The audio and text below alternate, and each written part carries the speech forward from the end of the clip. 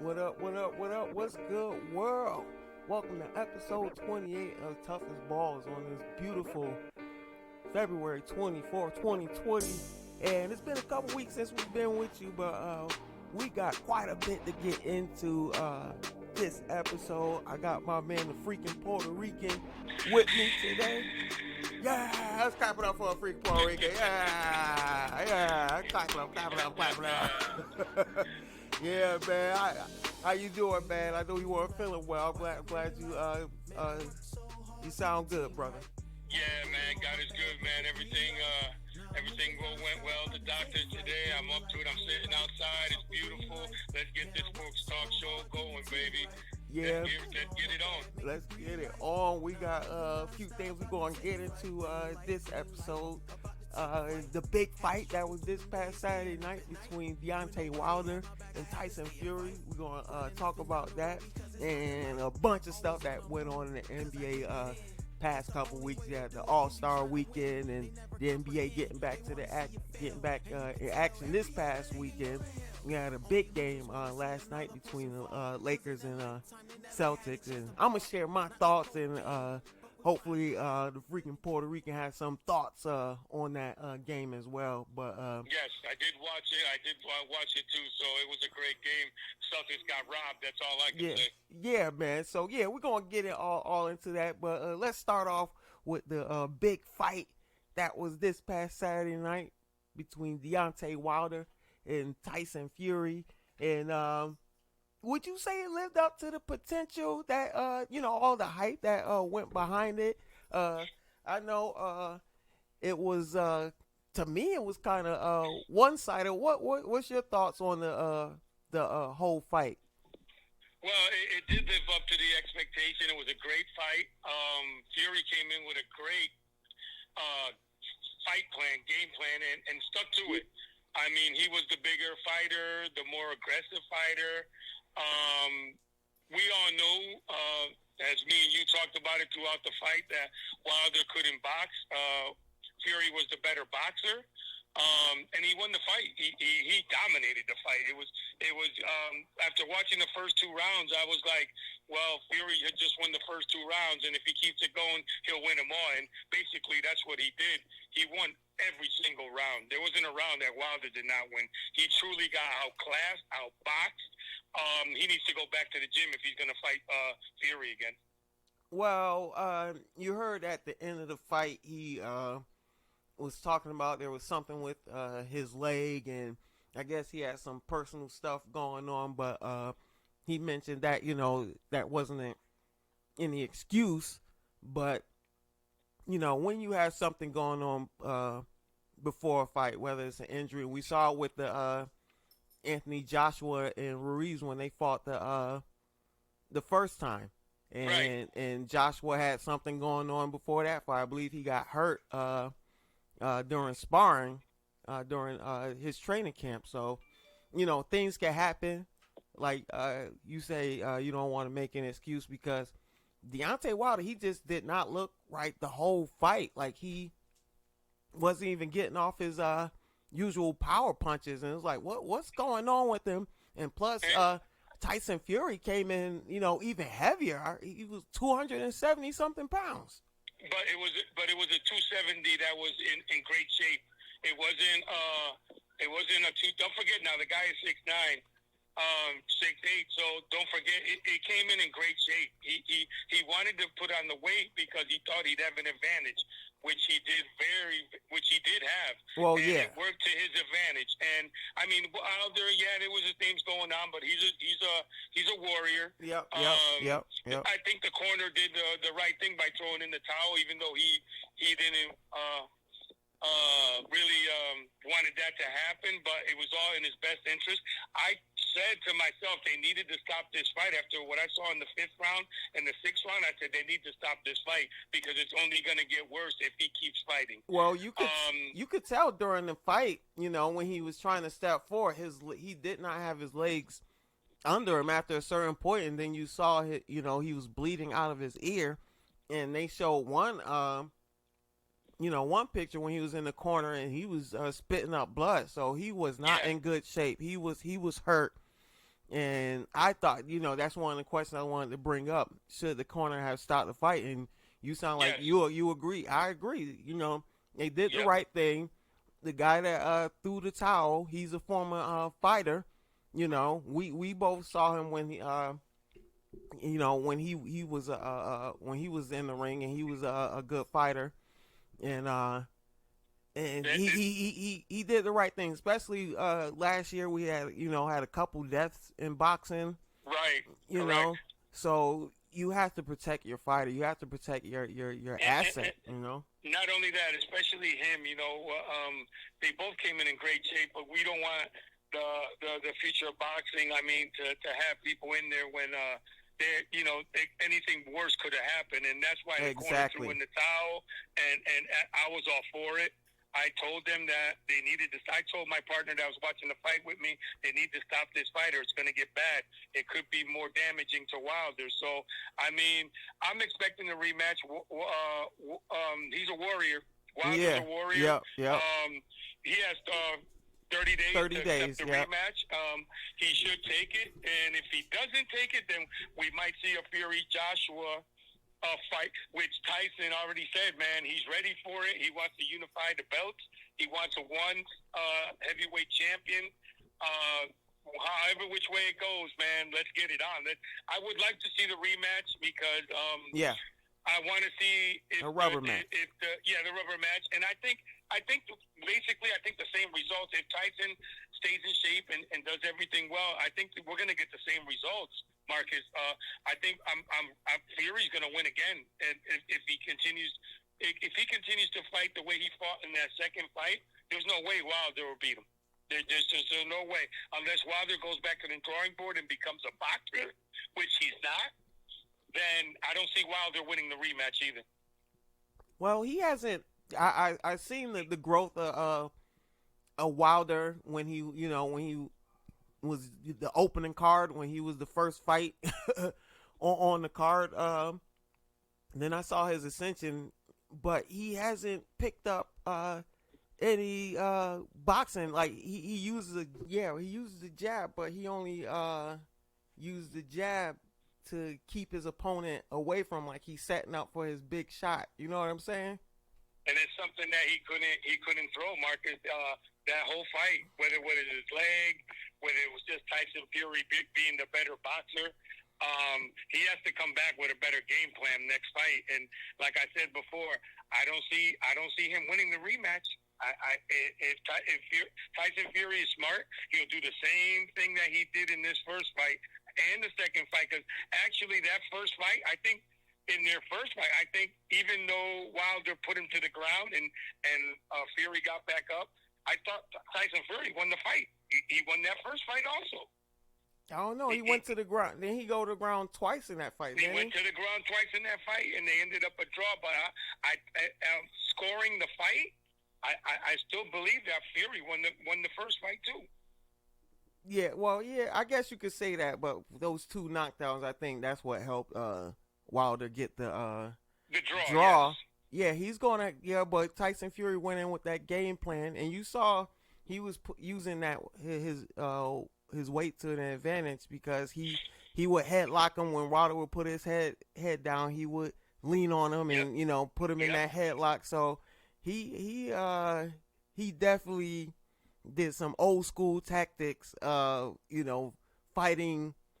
Fighting a little dirty in daylight. It was great to his advantage. It's like when Ali rope-a-dope George Foreman. Yeah. And I mean, every boxer, he had a tactic that night, Ali. He used it to his advantage, just like Fury used his weight to his advantage. He was just smart all the way around that night. The better fighter won. The better boxer won that night. I'm anticipating the rematch. I'm sure Wilder will sign it because he's a warrior. He didn't want to go out like that. But I'm still thinking that if Fury sticks to the game plan again, he'll win again the fight. He'll win the fight again. Now, talking about rematch on the Fury side, should he take the rematch or should he move on and try to go for Joshua? I do believe that Wilder does deserve a rematch. Mm-hmm. He should get Fury. they're both going to get paid again, so it doesn't matter. So yeah, he should take the rematch. Technically, I think in his heart he's won both fights.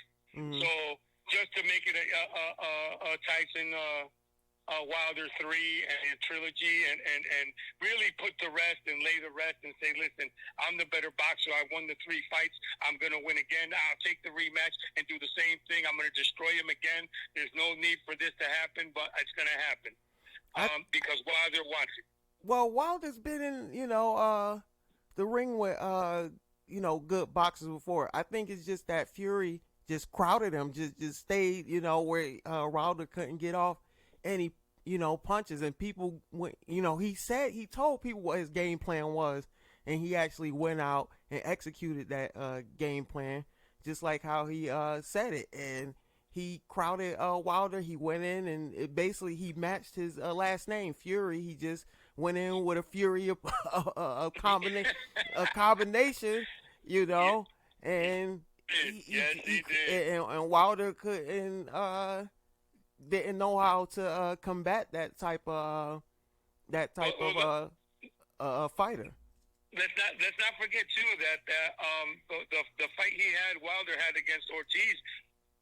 He was getting beat that fight too. Well, that's why I'm saying he's been in the ring with good fighters, but he always seemed to be able to get off that punch or two where he could he wins the fight. So and this time it didn't work. It didn't work because Tyson Fury went in with a crazy man's plan of going in head on, and knowing that you can probably get knocked out with that game plan. He took that chance, and it didn't work for him, man.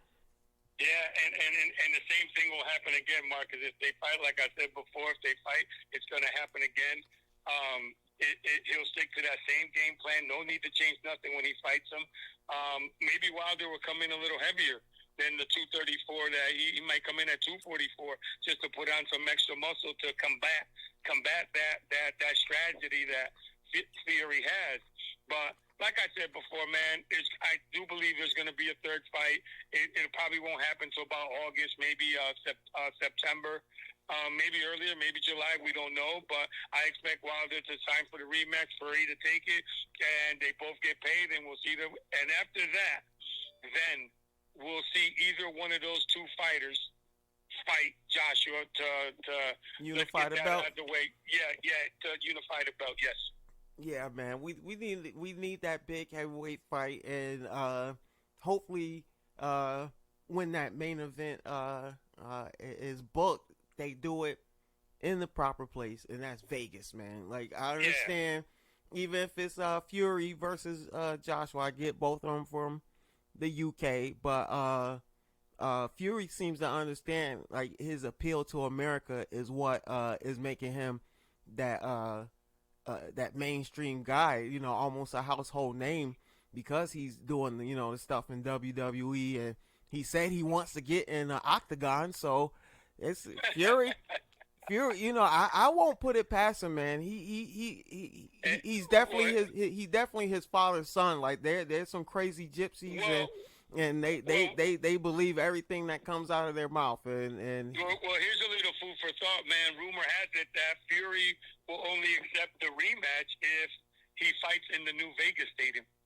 Oh well, that will be something if they're able to pull that off. Yeah, because that Vegas stadium, home of my Raiders.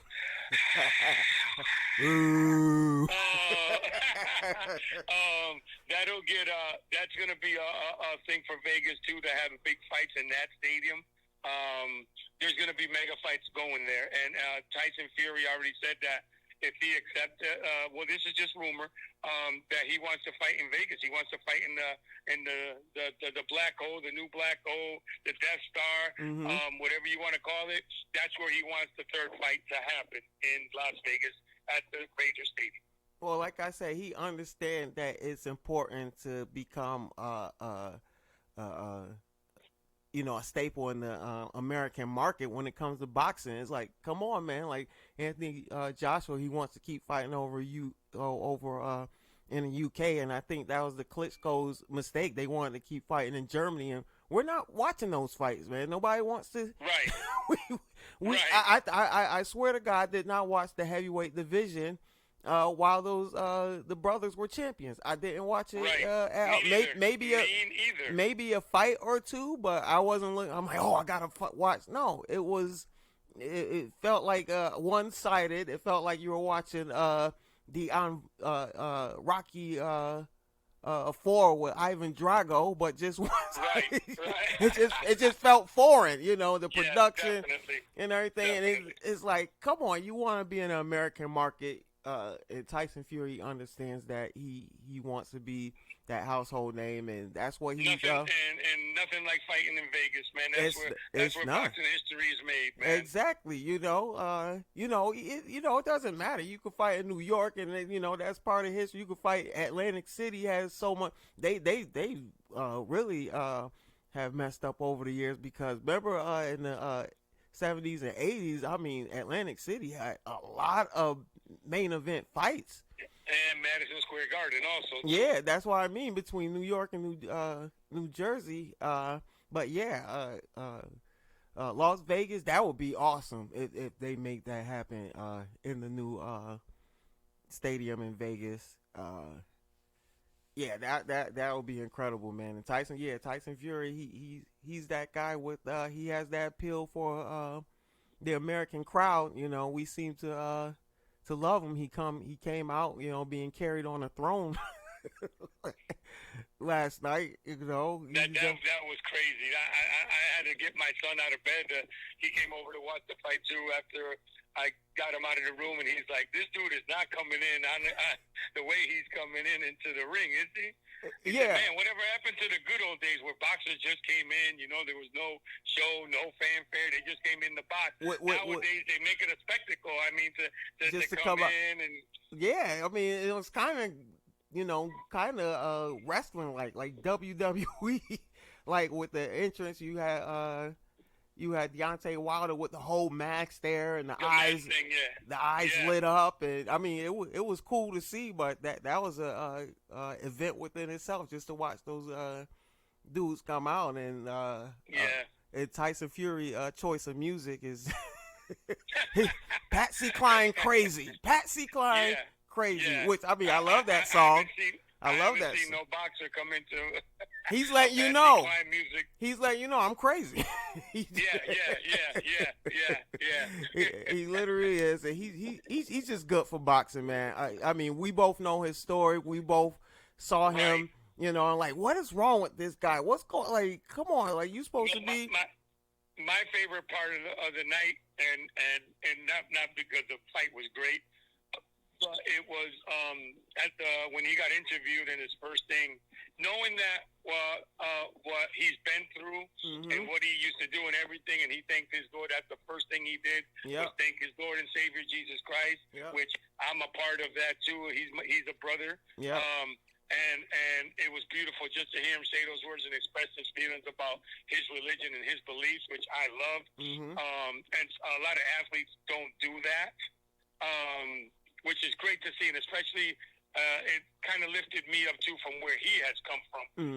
Sort of like the same boat where I came from too, man.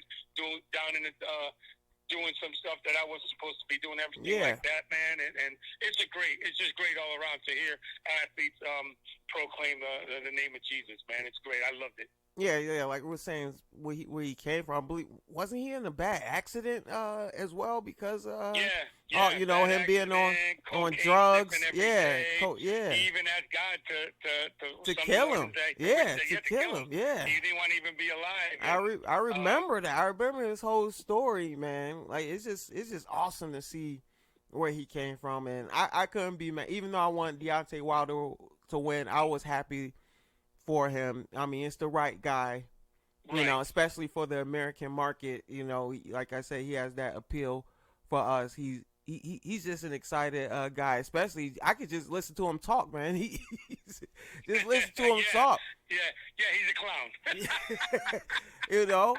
Well, he's a clown. But let's just hope that we get this third fight going. I hope it's I hope that Vegas, the stadium, is ready for it when it comes in June, July, August, whenever it takes place, maybe September the latest, just to give Wilder time to heal and go through the process with the ear and everything. Yeah. But let's just hope that it's the third fight. Let's hope that everything goes well and we get to see both of these warriors in the ring again at the same time.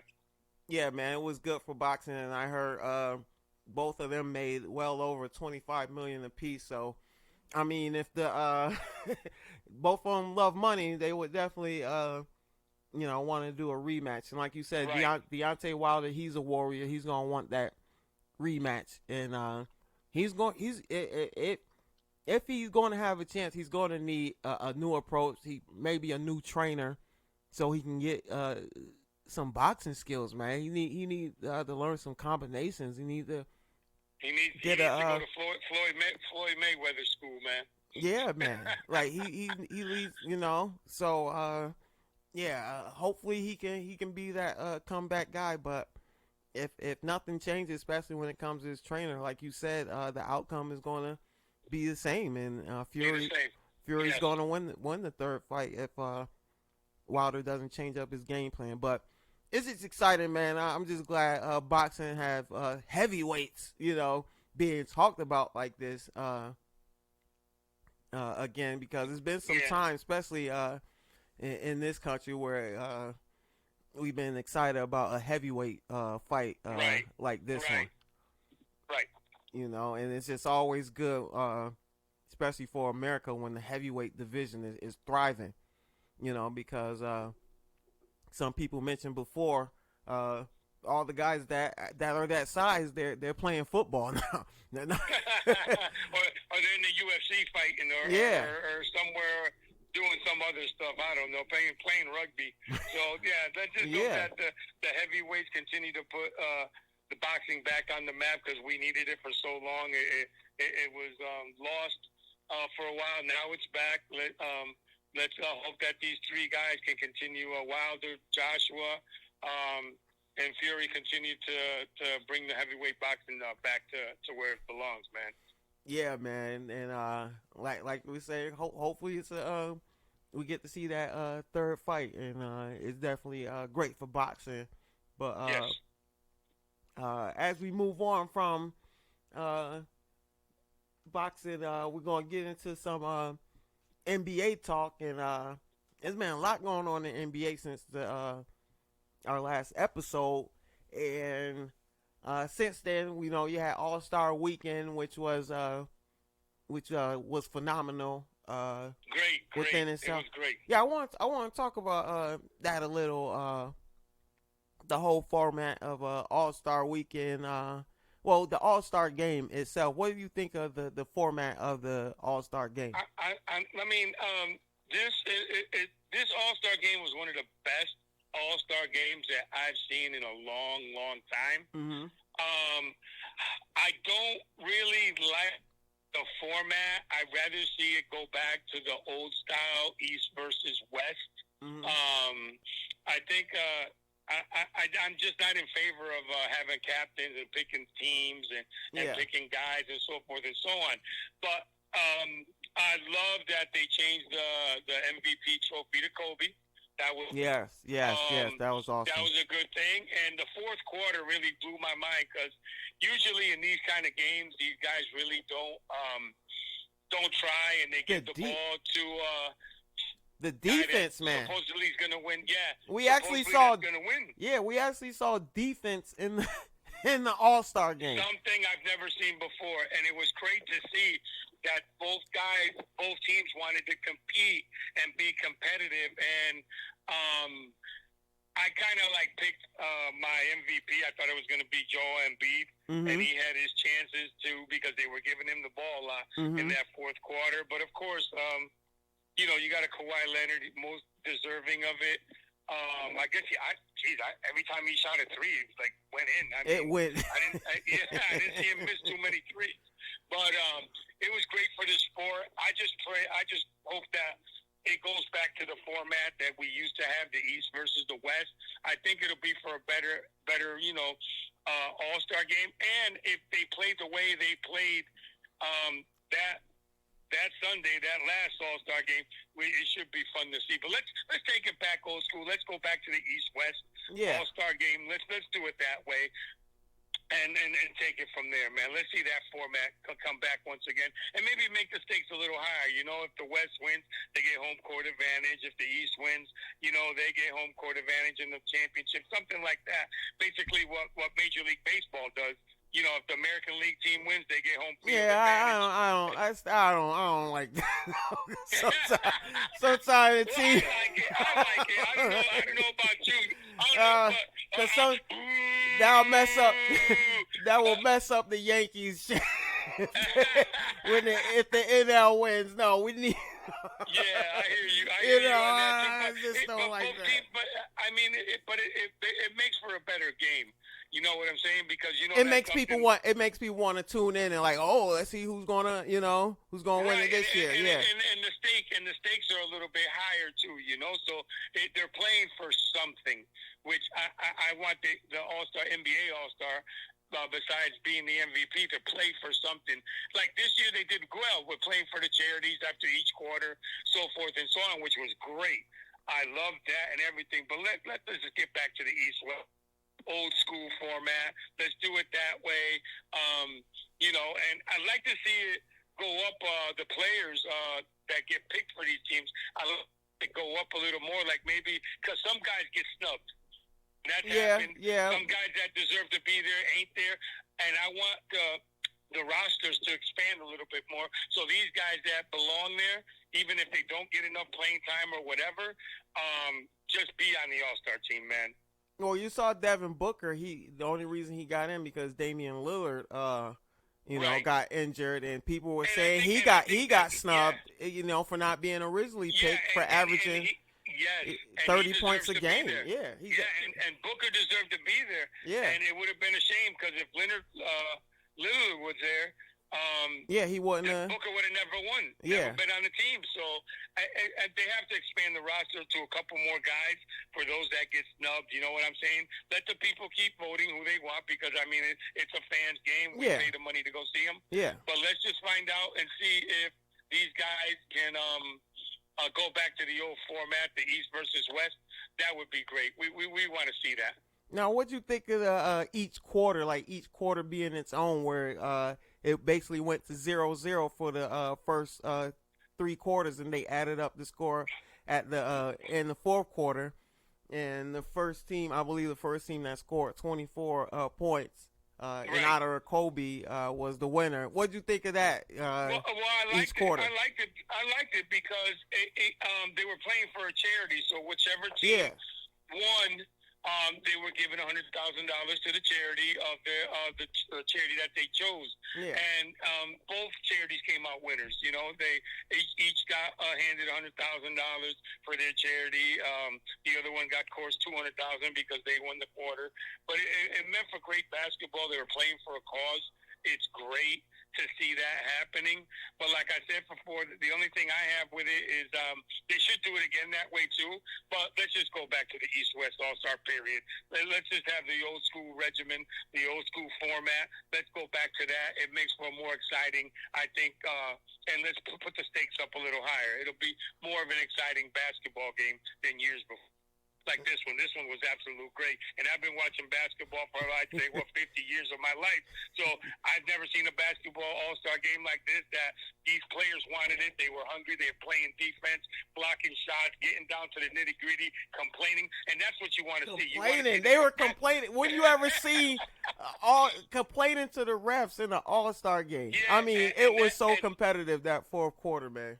And that's how we want to see. We want to see a competitive nature of the sport. We want to see these guys go after it, to prove that what team is better, blah blah blah. And that's why, like I said, I'm all for the West versus the East format to see which team is better and so forth and so on, man, and just raise the stakes.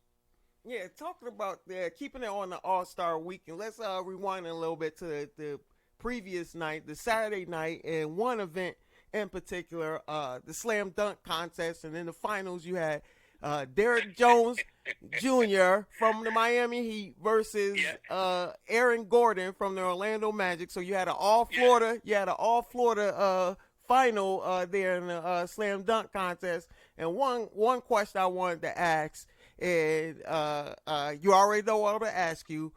Did Aaron Gordon get screwed? Yes and no. Because I believe, yes, he should have won it. He should have won. But I think what the judges should have done after the 4 rounds, after it was solved, I think it should have ended up in a tie. Well, that's just me. Yeah. You want to see a winner, you want to see a loser, but yeah, I think he did get screwed. He should have won it outright because he had the. If you go by the point basis of it, he had the more 50 dunks. He had more 50s than any. Yeah, he had more than anybody. Yeah, so yeah, he got screwed. He should have won, but at the end of the day, if they were going to score him like that, then they should have just handed both the trophy and both of them the trophy and called it a tie. Even though I hate ties, and that's one of the reasons, Marcus, I don't watch soccer. I hate ties. I don't like ties in anything. There should be a winner and a loser, but in that case there, it should be a tie. In some instances, yeah, there should be a tie. When it comes to a contest like that, I think that both were deserving of the trophy. For that reason, I'm saying Aaron Gordon got robbed, because if you go back to that contest and look at Derrick Jones' dunks, he did the same dunk like 5 times. He went between the legs. Right. 5 times. I'm like, bro, like, Aaron Gordon was more creative. There was a different dunk every time. It was a different dunk every time. And for him to come up with great dunks this time, better dunks, almost just as good, if not better, than his last slam dunk contest that he could have won. You know, even Zach LaVine was an awesome dunker. But the creativity of Aaron Gordon, and then for you to jump over someone that's 7'5", like you jump. Yeah. Anybody that jumps over Taco Falls deserves to win it.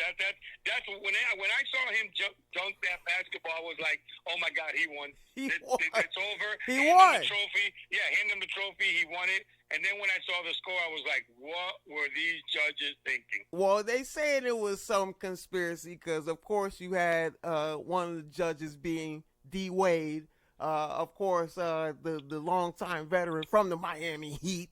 So, right. You know, they said they planned on scoring one way, and one of the judges went outside of what they planned. So I'm thinking they're not saying which judge it was, but I'm thinking it was D. Wade. Well, I agree with you too. And another thing is, I think the Orlando Magic are the Raiders of the NFL. They are. They get treated differently, like the stepchild. Yeah.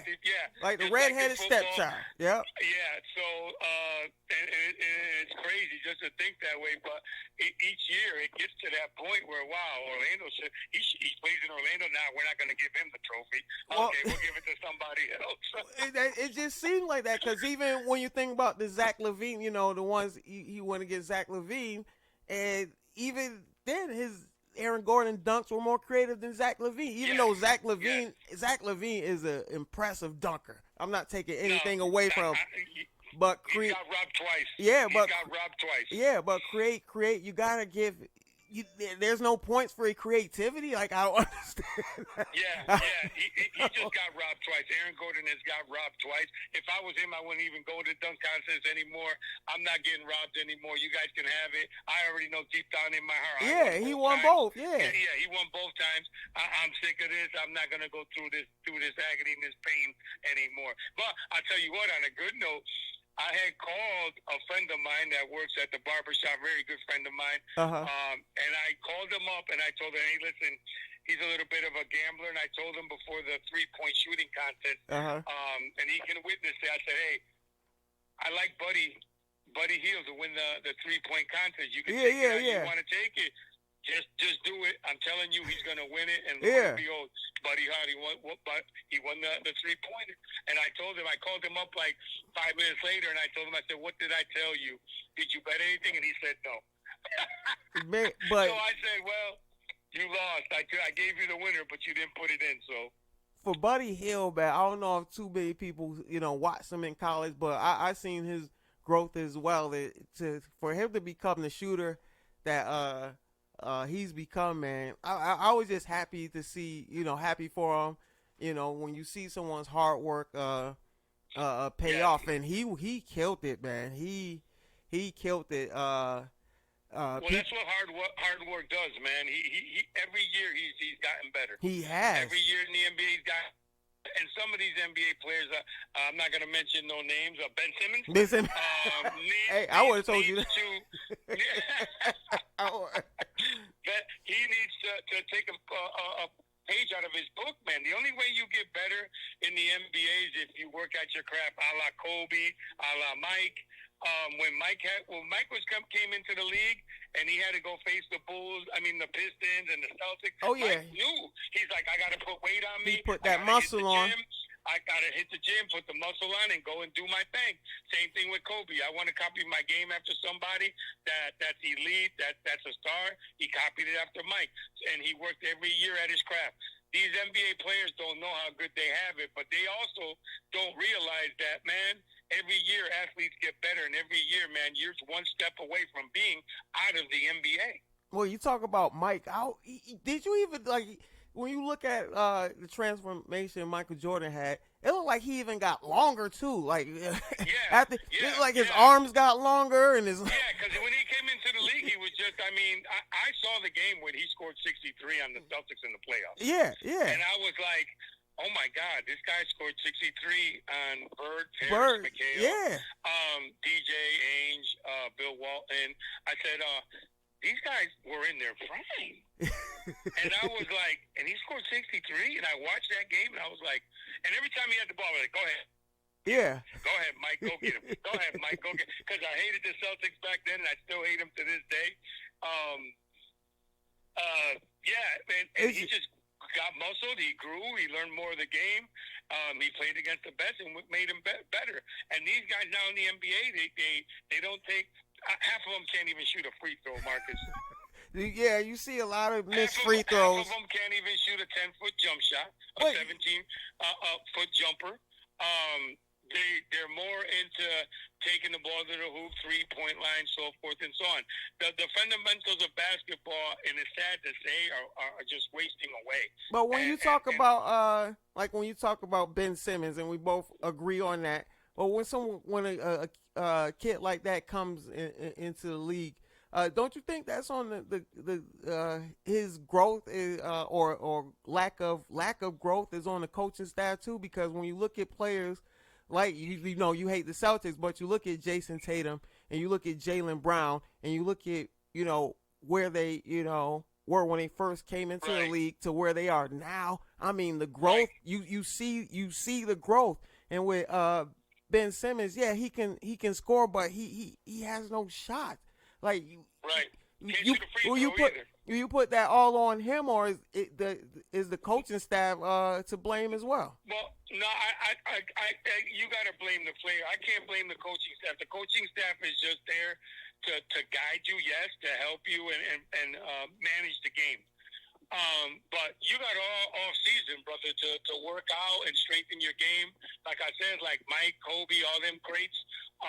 You got the off season to work on your game to do that. And some of these players don't do that. So I base it on the player. Well, they have to take the initiative to get better. If they don't, yeah, that's you got some of these guys that go over to seas and play sometimes in their off season and go play basketball 24 hours around the clock.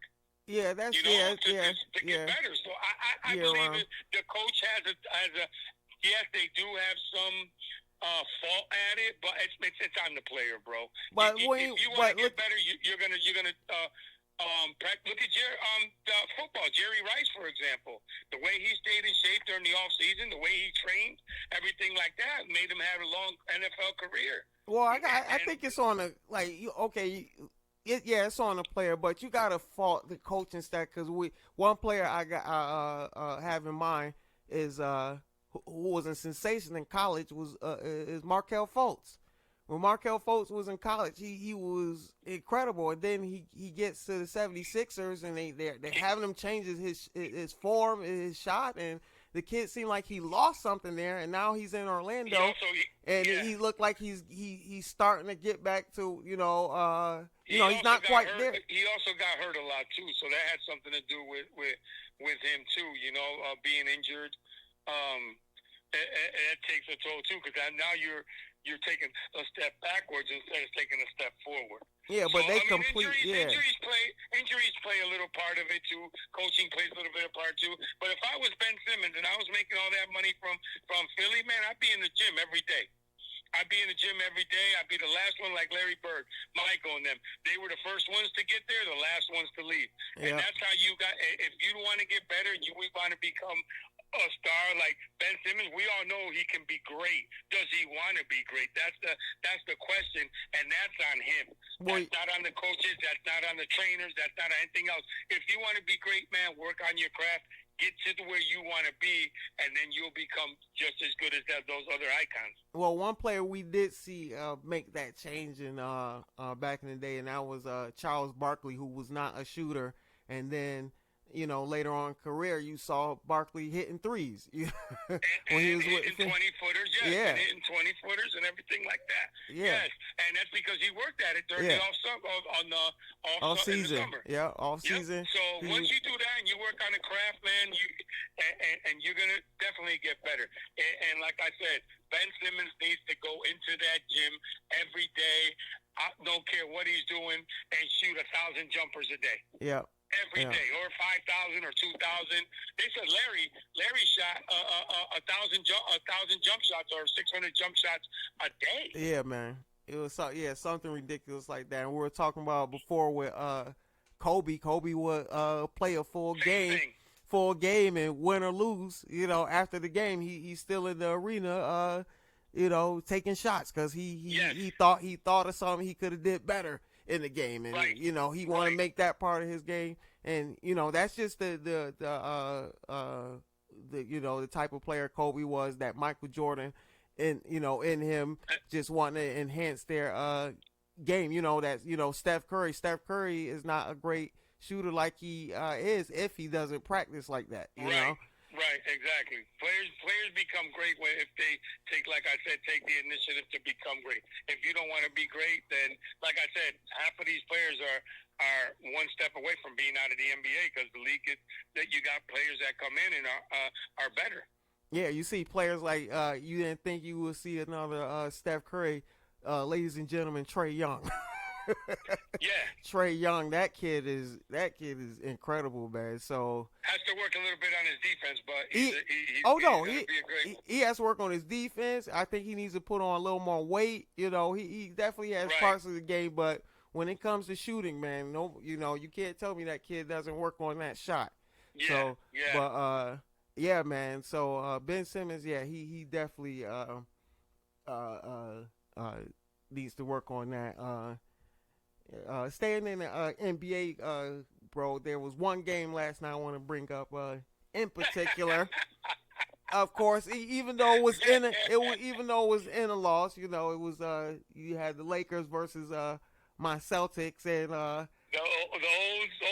the old rivalry, back in prime time, and it lived up to expectations, because we had an incredible game, but everyone wants to talk about the Lakers winning just by a couple points at home. And if you remember, just a couple weeks ago in Boston blew them out. Right. And let's not forget that Kemba wasn't playing. Kemba wasn't exactly. So. And it's a big. Boston needs a Kemba, like in the playoffs and in games like this. Yeah. But I do believe that the Celtics did get robbed yesterday. Yeah. That ball definitely went off. Anthony Davis. Yeah, you saw it on. It went off of that. Yeah. They got a couple questionable calls. Yeah. That they shouldn't have got, but they did get, because I guess home court means home court is everything in the NBA. So they got. It was a great game. I like to see the old rivalries get together. together again. And to tell you the truth, I wouldn't mind seeing a full healthy Lakers squad versus a full Boston Celtics squad in the finals. Mm-hmm. It could happen. If unless Milwaukee still has anything to say about that, because I still believe Milwaukee's the best team in the NBA, hands down. I've watched a couple of a handful of Milwaukee Bucks games because I know they got Giannis, I know they got the Greek Freak, I know they got Middleton, but I'm wondering. I saw the Lopez brothers hitting threes. I've never seen that before. One of the Lopez brothers, yes. The other one, which I call Sideshow Bob. Yeah, I know which one you're talking about. I never seen him take threes, and he was hitting threes. You talking about Robin? That's Robin Lopez. Yeah, that's Sideshow Bob. And I saw him take threes, and he was hitting threes, and I'm like, I just don't get the growth. I mean, of Milwaukee and their players. I guess that system is working for them, and defensively they're good. That's why they're the best team in the NBA, man. Besides having the best player, which I think right now the best player. I mean, we go back and forth. Everybody has their own opinion, but if right now, my opinion, in the NBA, the Greek Freak is the best basketball player in the NBA right now. He took it over from Kawhi. He took it over from LeBron. Giannis is the best player in the NBA right now, hands down. No question. All right, bro, you just jumped ahead of question. You just jumped ahead. You know, we still keep it on the. We didn't even get through the whole. We didn't even get through the whole Lakers and Celtics. The whole thing. Let's go back to. Go back. You jumping ahead now, brother. You got the notes. Then you jumping ahead. Listen, people, you know, they want to talk about the Lakers winning. It was a good win. I don't know if it was a good win. Like you said, Kemba Walker didn't play, and for them to only win by 2 points, and Jason Tatum, he had a awesome game, you know, scoring 40 points. 40 points, yeah. Yeah, 40 so, points. I mean, it wasn't a good win. It wasn't a good win for the Lakers for the simple fact is that they should have without a Kemba Walker, and they should have beat the Celtics by more. But I understand that it's a rivalry game. Both teams are up for each other when it comes to these type of games. It's on national TV, so you're going to play a little bit harder because Mama's watching now. So you're going to play a little bit harder. No, it wasn't a good win for them. They should have won by more. Yeah, that's my whole point. Because Boston gave them a game. Yeah. And they shouldn't have gave them a game. And I mean, it's just a rivalry. And when we love seeing games like that, man, where both the rival teams play great, and then the teams come out to play each other. They're up for each other. It's like high school, going back to my high school days when I played Bristol Eastern and I was on Bristol Central. The crowds came out. Everybody was fired up to play their crosstown rival, and it was good for basketball. It was good for the city. The same thing for the NBA, man. Those sports teams that are rivals, man, it's good for the game. Yeah, man. Like you said, man. Like it wasn't a good win for him, because I look at it, if this was the finals, I don't think the Lakers would win this a 7-game series against the Celtics, especially right. you guys. I mean, the Lakers, they have, you know, 2 superstars. You can call Kemba a star. I don't know if you would call him a superstar. You know, Kemba's a star, but I don't know if he's, you know, one of those elite. He's a great. I love Kemba. He's one of my favorite players. But would you? Yeah, you know. But would you say he's a superstar? I don't know. He's there and he's not there. I mean, he's great. He's a great basketball player. I'm not gonna take anything away from Kemba. Like, would you name him? Like, would you name him? Like, okay, you were naming Anthony Davis, LeBron, and players like Antetokounmpo. And Kawhi Leonard. Yeah, that's why I mean. That's why I mean. He's a star. Basketball player. He's a star. But I wouldn't put him in that category, no, as far as superstar is concerned. But he does have.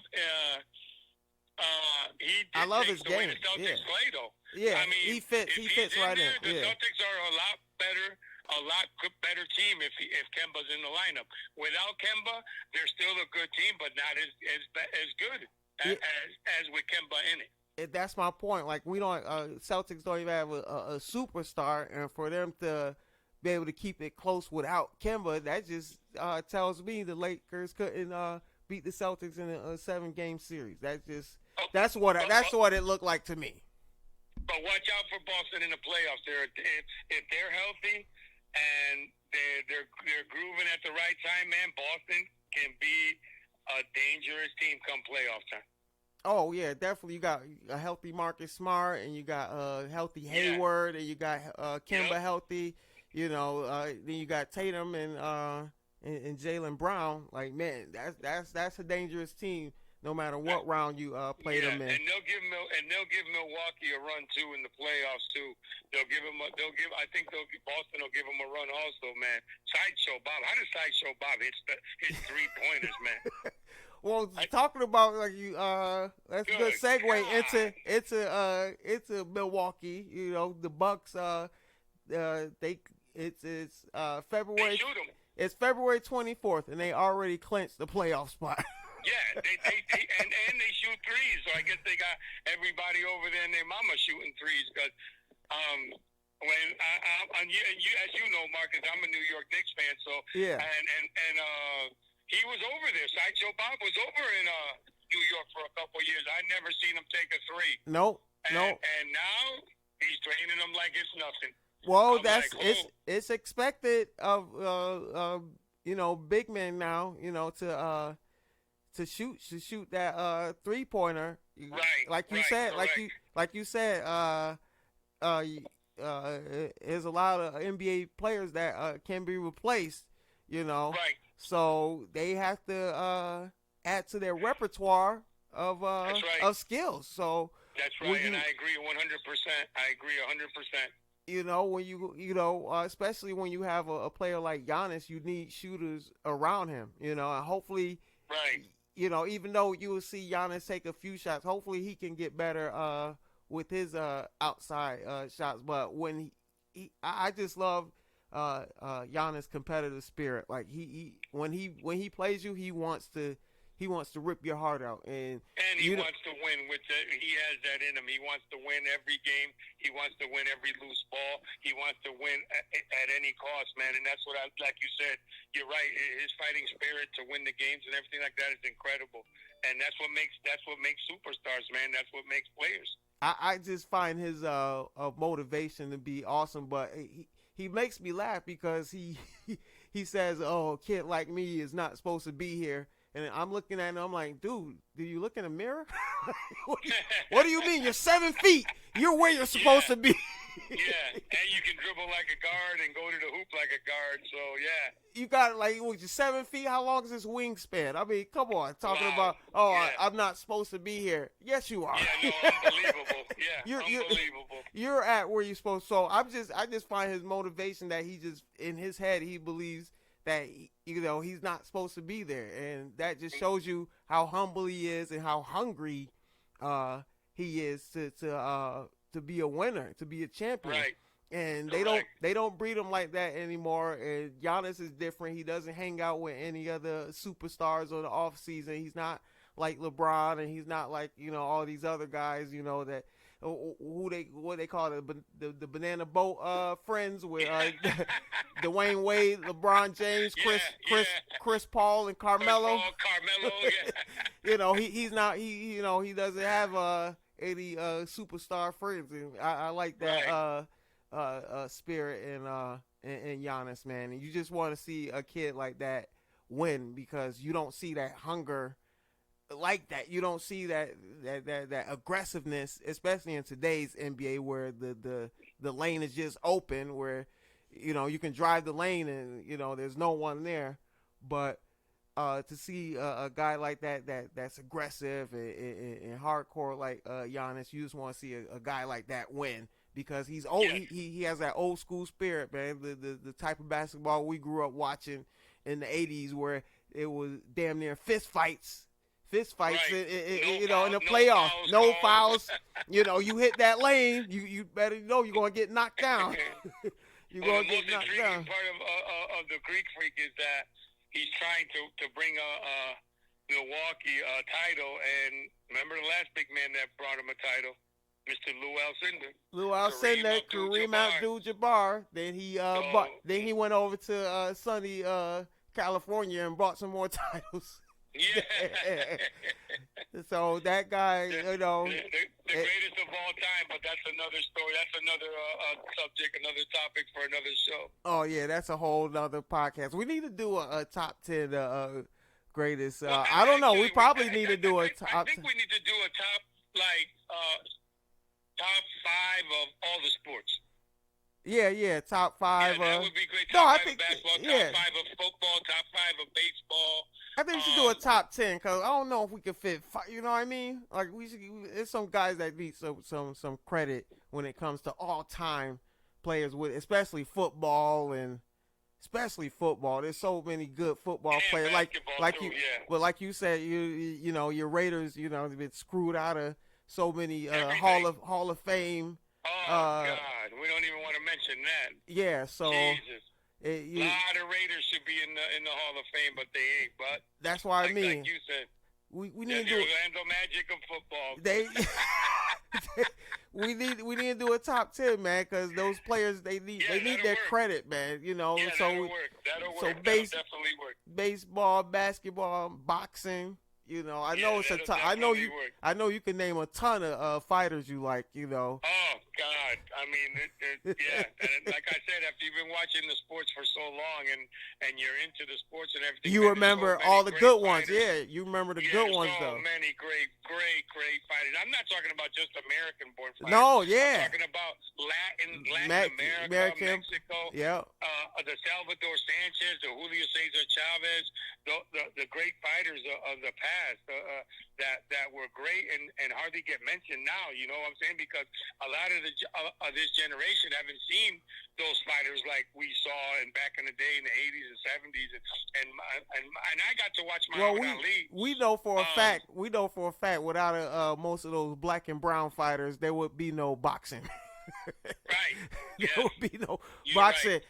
You know, I guess you could still say, you know, a lot of boxers come up from humble beginnings, but back then when you became a champion, you came from some humble beginnings like Roberto Duran and, you know, fighters like that, you know, come from these, you know, poor areas, and for them to make it out, man, I mean, those champions, those warriors, I love those stories, man, and I think that's why I fell in love with boxing. My grandfather, he was a boxing trainer here in Hartford, man, and I just love the sport, man. Every Saturday for me it was pro wrestling and boxing. Yeah, and we had a great fighter come out of Hartford, Connecticut too. Yeah, Marlon Starling. Marlon Starling, that's right, Marvelous Marvin. Yeah, Marvin Starling. Wow. Yeah. And my grandfather had a hand training him in his early days. Yeah, man. Yeah, Marlon Starling. Wow, blast from the past. Yeah, man. We got to definitely do that top 10 in all sports, brother. Yeah, that'll be awesome. But yeah, man. On a basketball note tonight, just one thing I want to bring up real quick. 7 o'clock, ESPN, big time ACC basketball game is for first place. Louisville goes to Florida State to play. This is a big game. It's a big game tonight. And Kansas, I think, travels to Oklahoma at 9 o'clock. And Kansas just beat Baylor, just knocked the number 1 team off, so they'll probably be number 1 heading into that game tonight or tomorrow. But 2 good games on for college basketball tonight, man. I'm looking forward to that Louisville-Florida State game because, as you know, Marcus, Louisville's my college basketball team. That's and your team. Florida State beat them at the beginning of the year. So I want to know if Louisville's going to be up for this game, which they should. They should come in there. Maybe it's going to be a great game either way because Florida State has a great team and they can shoot 3. So I'm looking forward to a classic tonight. Let's see what happens. Yeah, man, that's exciting game tonight, especially for a Monday night. ACC, you got Louisville and Florida State, man. I'm definitely going to check that one out. And we'll be texting back and forth on that game, baby. And so next episode we're gonna have a lot more college ball. We're gonna bring up. It's almost March. It's almost March, baby. Yeah, and March Madness is almost here. Yeah, man. So we got a lot going on with college basketball. So these next episodes, hopefully everyone will tune in because we got some exciting sports to talk about coming up in the next month or two, man. So that's the end of the show, brother. So before we get up out of here, man, I need you to go ahead and plug your stuff, man. Go ahead and plug the Fire Stick. Everybody, Fire Stick, View TV, hit me up 239-237-8164. The best TV cable in the world. We got everything from pay-per-view events, all free. All your sports packages are included. Movies, cable channels, TV series, everything. Only $40 a month. Hit me up, people. It'll be the best investment of your life. We also now have the IPTV Smarters, which is basically the same thing, so you can get either one for $40 a month. Hit me up, people. It'll be the best investment of the year. Yes, sir. You got the Fire Stick. You got a happy customer right here, man, because I was able to watch the fight. I could watch my TV shows. I could watch the movies, everything right there. View TV, man. Where it's at, man. And let's send out a shout out to Jay Sizz, man. Hope he's doing okay. We miss you on the show, Jay. Yeah, Jay. We need you to come back, brother. Holler at us, man. We need you to come back, son. Yeah, man. Yeah, before we get up out of here, man, make sure you follow the show on social media. That's Twitter, that's Facebook, that's Instagram, that's Tough as Balls. TOUGHASBALLS. Yeah, let's clap it up for that. if you want to get at the show, email us toughestballs@gmail.com. That's toughestballs@gmail.com. And make sure you subscribe, you like, you comment. Make sure you support the show wherever you listen to your podcast, whether it's Apple Podcasts, Google Play, TuneIn, Spotify, wherever you listen to. Make sure you look up Tough as Balls and subscribe. All right. I am your host, Mark Brown, with my guy, Randy the Fire Stick Man. Yeah. And we will be back with episode 29. All right. Talk to you next time, people. Peace.